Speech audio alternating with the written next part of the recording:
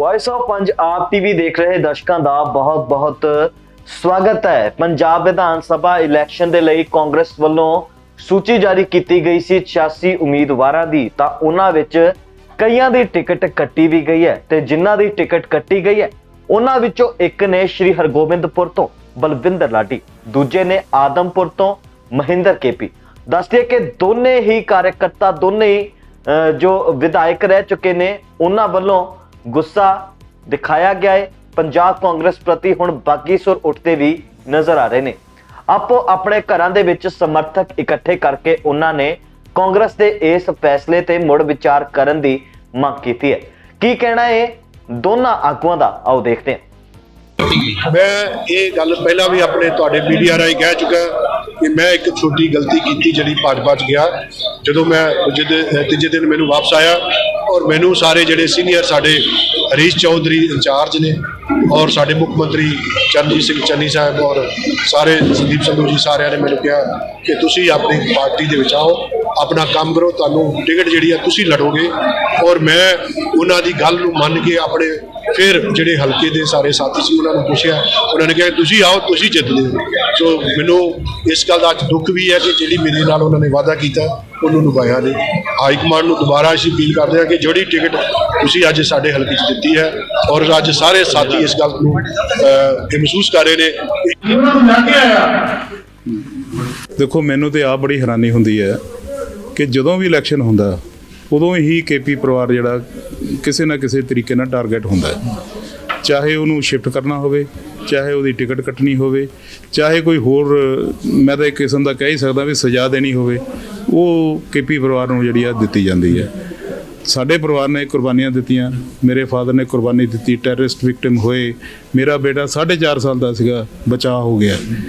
तो दूजे पासे वो परिवार इत्थे तुरे फिरदे आ जिन्हां दी कोई कुर्बानी नहीं, उन्होंने 3-3 टिकटां दे रहे। पार्लीमेंट भी मेरी कट्टी, मैं जितया जलंधर तो लोक सभा का मैंबर, मैनू पार्टी ने कहा हुशियारपुर लड़, मैं हुशियारपुर लड़ लिया। मैनू कहा तू आदमपुर लड़, मैं आदमपुर लड़ लिया। मैनू इन्होंने पिछली लोक सभा की टिकट डिनाई कर दी। हुण मैं 5 साल आदमपुर दे विच काम किया तो हुण मैनू कहंदे तुसीं आदमपुर तो भी नहीं लड़ना। वो बंदे नूं लिया के टिकट देती है। 20 दिन पहला कांग्रेस शामिल होया BSP दे विच आण के, और जिहड़े जद्दी पुश्ती कांग्रेसी उन्हां दीयां तुसीं टिकटां कर रहे हो। मैं समझदा कि इदू मंदभागा फैसला कांग्रेस पार्टी लिए कदे नहीं हो। मैं ये गल पहला भी अपने तुहाडे मीडिया राही कह चुका कि मैं एक छोटी गलती की जी भाजपा च गया। जो मैं तीजे दिन मैनू वापस आया और मैनू सारे जोड़े सीनियर साडे हरीश चौधरी इंचार्ज ने और साडे मुख मंत्री चरणजीत सिंह चन्नी साहब और सारे संदीप संधू जी सारे ने मैनू कहा कि तुसी अपनी पार्टी दे विच आओ, अपना काम करो, तुहानू टिकट जिहड़ी है तुसी लड़ोगे। और मैं उन्हां दी गल नू मन के अपने फिर जिहड़े हल्के दे सारे साथी सी उन्होंने पूछा, उन्होंने कहा तुसी आओ तुसी जितदे हो। सो मैनू इस गल का दुख भी है कि जिहड़ी मेरे नाल उन्होंने वादा किया उन्होंने निभाया नहीं। हाईकमान नू दोबारा असीं अपील करते हैं कि जिहड़ी टिकट तुसी अज साडे हल्के च दित्ती है और अज सारे साथी इस गल नू महसूस कर रहे हैं। देखो मैनू तो आप बड़ी हैरानी होंदी है कि जदों भी इलैक्शन होंदा उदों ही केपी परिवार जिहड़ा किसी ना किसी तरीके नाल टारगेट होंदा है, चाहे उन्होंने शिफ्ट करना होवे, चाहे वो टिकट कटनी होवे, चाहे कोई होर मैं तो एक किस्म का कह ही सकदा भी सज़ा देनी होवे, वो केपी परिवार नूं जिहड़ी आ दित्ती जांदी है। साडे परिवार ने कुर्बानियां दित्तियां, मेरे फादर ने कुर्बानी दित्ती, टैररिस्ट विक्टिम होए, मेरा बेटा 4.5 साल का सीगा बचाव हो गया। तो दूजे पासे वो परिवार इत्थे तुरे फिरदे आ जिन्हां दी कोई कुर्बानी नहीं, उन्होंने 3-3 टिकटां दे रहे। पार्लीमेंट भी मेरी कट्टी, मैं जितया जलंधर तो लोक सभा का मैंबर, मैनू पार्टी ने कहा हुशियारपुर लड़, मैं हुशियारपुर लड़ लिया। मैनू कहा तू आदमपुर लड़, मैं आदमपुर लड़ लिया। मैनू इन्होंने पिछली लोक सभा की टिकट डिनाई कर दी। हुण मैं 5 साल आदमपुर दे विच काम किया तो हुण मैनू कहंदे तुसीं आदमपुर तो भी नहीं लड़ना। वो बंदे नूं लिया के टिकट देती है। 20 दिन पहला कांग्रेस शामिल होया BSP दे विच आण के, और जिहड़े जद्दी पुश्ती कांग्रेसी उन्हां दीयां तुसीं टिकटां कर रहे हो। मैं समझदा कि इदू मंदभागा फैसला कांग्रेस पार्टी लिए कदे नहीं हो। मैं ये गल पहला भी अपने तुहाडे मीडिया राही कह चुका कि मैं एक छोटी गलती की जी भाजपा च गया। जो मैं तीजे दिन मैनू वापस आया और मैनू सारे जोड़े सीनियर साडे हरीश चौधरी इंचार्ज ने और साडे मुख मंत्री चरणजीत सिंह चन्नी साहब और सारे संदीप संधू जी सारे ने मैनू कहा कि तुसी अपनी पार्टी दे विच आओ, ਆਪਣਾ ਕੰਮ ਕਰੋ, ਤੁਹਾਨੂੰ ਟਿਕਟ ਜਿਹੜੀ ਆ ਤੁਸੀਂ ਲੜੋਗੇ। ਔਰ ਮੈਂ ਉਹਨਾਂ ਦੀ ਗੱਲ ਨੂੰ ਮੰਨ ਕੇ ਆਪਣੇ ਫਿਰ ਜਿਹੜੇ ਹਲਕੇ ਦੇ ਸਾਰੇ ਸਾਥੀ ਸੀ ਉਹਨਾਂ ਨੂੰ ਪੁੱਛਿਆ, ਉਹਨਾਂ ਨੇ ਕਿਹਾ ਤੁਸੀਂ ਆਓ, ਤੁਸੀਂ ਜਿੱਤਦੇ ਹੋ। ਸੋ ਮੈਨੂੰ ਇਸ ਗੱਲ ਦਾ ਅੱਜ ਦੁੱਖ ਵੀ ਹੈ ਕਿ ਜਿਹੜੀ ਮੇਰੇ ਨਾਲ ਉਹਨਾਂ ਨੇ ਵਾਅਦਾ ਕੀਤਾ ਉਹਨੂੰ ਨਿਭਾਇਆ ਨਹੀਂ। ਹਾਈ ਕਮਾਂਡ ਨੂੰ ਦੁਬਾਰਾ ਅਸੀਂ ਅਪੀਲ ਕਰਦੇ ਹਾਂ ਕਿ ਜਿਹੜੀ ਟਿਕਟ ਤੁਸੀਂ ਅੱਜ ਸਾਡੇ ਹਲਕੇ 'ਚ ਦਿੱਤੀ ਹੈ, ਔਰ ਅੱਜ ਸਾਰੇ ਸਾਥੀ ਇਸ ਗੱਲ ਨੂੰ ਇਹ ਮਹਿਸੂਸ ਕਰ ਰਹੇ ਨੇ ਕਿ ਉਹਨਾਂ ਨੂੰ ਲੈ ਕੇ ਆਇਆ।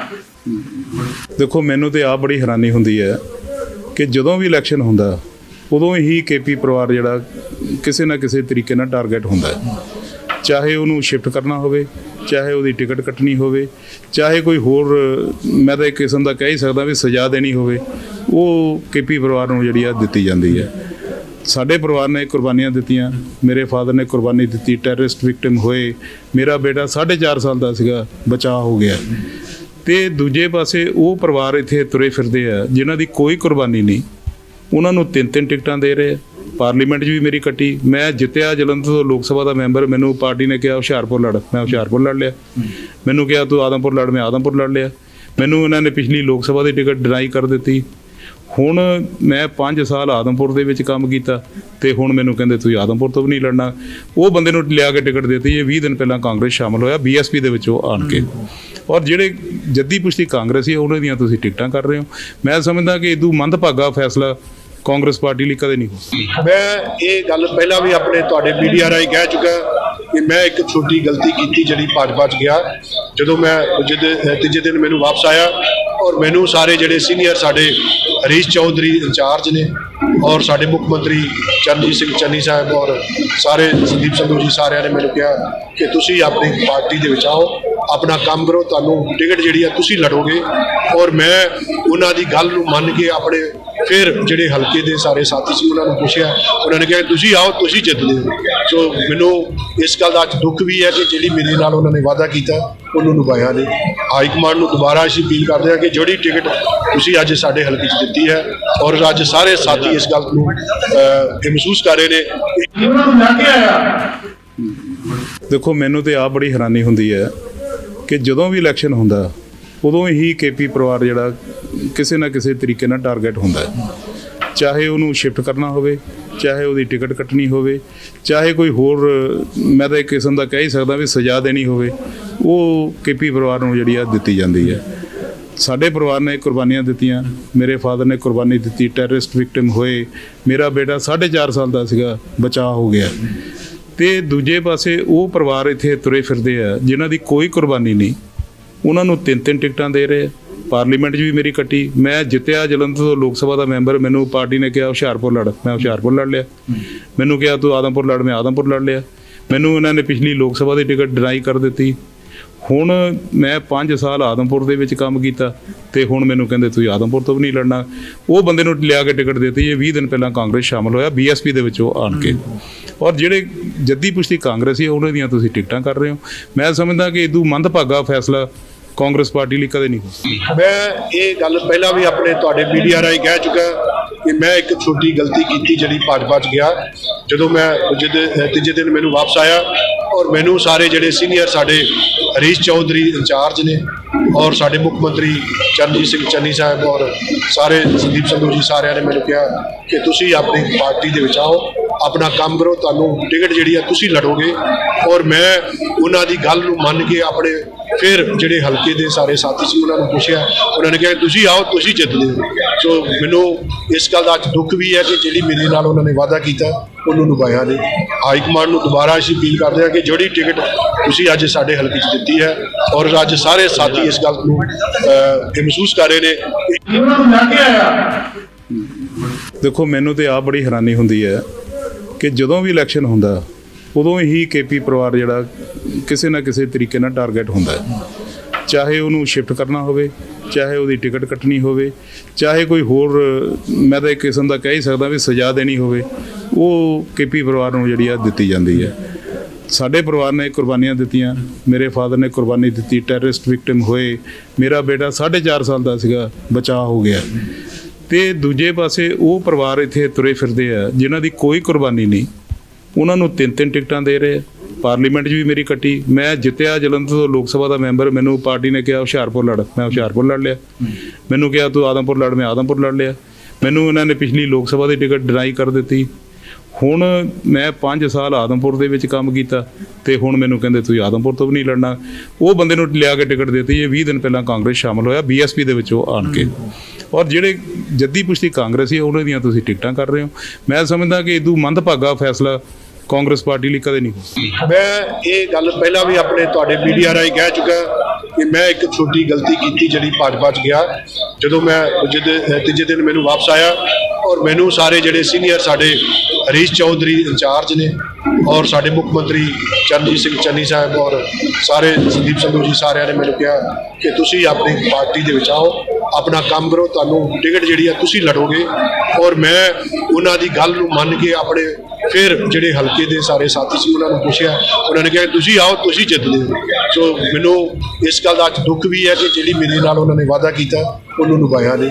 ਹਾਈ ਕਮਾਂਡ ਨੂੰ ਦੁਬਾਰਾ ਅਸੀਂ ਅਪੀਲ ਕਰਦੇ ਹਾਂ ਕਿ ਜਿਹੜੀ ਟਿਕਟ ਤੁਸੀਂ ਅੱਜ ਸਾਡੇ ਹਲਕੇ 'ਚ ਦਿੱਤੀ ਹੈ ਔਰ ਅੱਜ ਸਾਰੇ ਸਾਥੀ ਇਸ ਗੱਲ ਨੂੰ ਇਹ ਮਹਿਸੂਸ ਕਰ ਰਹੇ ਨੇ ਕਿ ਉਹਨਾਂ ਨੂੰ ਲੈ ਕੇ ਆਇਆ।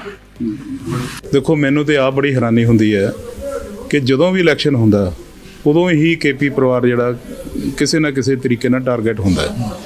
ਚਾਹੇ ਉਹਨੂੰ ਸ਼ਿਫਟ ਕਰਨਾ ਹੋਵੇ, ਚਾਹੇ ਉਹਦੀ ਟਿਕਟ ਕੱਟਣੀ ਹੋਵੇ, ਚਾਹੇ ਕੋਈ ਹੋਰ ਮੈਂ ਤਾਂ ਇੱਕ ਕਿਸਮ ਦਾ ਕਹਿ ਹੀ ਸਕਦਾ ਵੀ ਸਜ਼ਾ ਦੇਣੀ ਹੋਵੇ, ਉਹ ਕੇਪੀ ਪਰਿਵਾਰ ਨੂੰ ਜਿਹੜੀ ਆ ਦਿੱਤੀ ਜਾਂਦੀ ਹੈ। ਸਾਡੇ ਪਰਿਵਾਰ ਨੇ ਕੁਰਬਾਨੀਆਂ ਦਿੱਤੀਆਂ, ਮੇਰੇ ਫਾਦਰ ਨੇ ਕੁਰਬਾਨੀ ਦਿੱਤੀ, ਟੈਰਰਿਸਟ ਵਿਕਟਿਮ ਹੋਏ, ਮੇਰਾ ਬੇਟਾ 4.5 ਸਾਲ ਦਾ ਸੀਗਾ, ਬਚਾਅ ਹੋ ਗਿਆ। ਤੇ ਦੂਜੇ ਪਾਸੇ ਉਹ ਪਰਿਵਾਰ ਇੱਥੇ ਤੁਰੇ ਫਿਰਦੇ ਆ ਜਿਨ੍ਹਾਂ ਦੀ ਕੋਈ ਕੁਰਬਾਨੀ ਨਹੀਂ, ਉਹਨਾਂ ਨੂੰ 3-3 ਟਿਕਟਾਂ ਦੇ ਰਹੇ ਆ। ਪਾਰਲੀਮੈਂਟ 'ਚ ਵੀ ਮੇਰੀ ਕੱਟੀ, ਮੈਂ ਜਿੱਤਿਆ ਜਲੰਧਰ ਤੋਂ ਲੋਕ ਸਭਾ ਦਾ ਮੈਂਬਰ, ਮੈਨੂੰ ਪਾਰਟੀ ਨੇ ਕਿਹਾ ਹੁਸ਼ਿਆਰਪੁਰ ਲੜ, ਮੈਂ ਹੁਸ਼ਿਆਰਪੁਰ ਲੜ ਲਿਆ। ਮੈਨੂੰ ਕਿਹਾ ਤੂੰ ਆਦਮਪੁਰ ਲੜ, ਮੈਂ ਆਦਮਪੁਰ ਲੜ ਲਿਆ। ਮੈਨੂੰ ਇਹਨਾਂ ਨੇ ਪਿਛਲੀ ਲੋਕ ਸਭਾ ਦੀ ਟਿਕਟ ਡਿਨਾਈ ਕਰ ਦਿੱਤੀ। ਹੁਣ ਮੈਂ 5 ਸਾਲ ਆਦਮਪੁਰ ਦੇ ਵਿੱਚ ਕੰਮ ਕੀਤਾ ਤੇ ਹੁਣ ਮੈਨੂੰ ਕਹਿੰਦੇ ਤੁਸੀਂ ਆਦਮਪੁਰ ਤੋਂ ਵੀ ਨਹੀਂ ਲੜਨਾ। ਉਹ ਬੰਦੇ ਨੂੰ ਲਿਆ ਕੇ ਟਿਕਟ ਦਿੱਤੀ। ਇਹ 20 ਦਿਨ ਪਹਿਲਾਂ ਕਾਂਗਰਸ ਸ਼ਾਮਲ ਹੋਇਆ ਬੀਐਸਪੀ ਦੇ ਵਿੱਚ ਉਹ ਆਣ ਕੇ, ਔਰ ਜਿਹੜੇ ਜੱਦੀ ਪੁਸ਼ਤੀ ਕਾਂਗਰਸੀ ਉਹਨਾਂ ਦੀਆਂ ਤੁਸੀਂ ਟਿਕਟਾਂ ਕਰ ਰਹੇ ਹੋ। ਮੈਂ ਸਮਝਦਾ ਕਿ ਇਦੋਂ ਮੰਦਭਾਗਾ ਫੈਸਲਾ ਕਾਂਗਰਸ ਪਾਰਟੀ ਲਈ ਕਦੇ ਨਹੀਂ ਹੋ ਸਕਦਾ।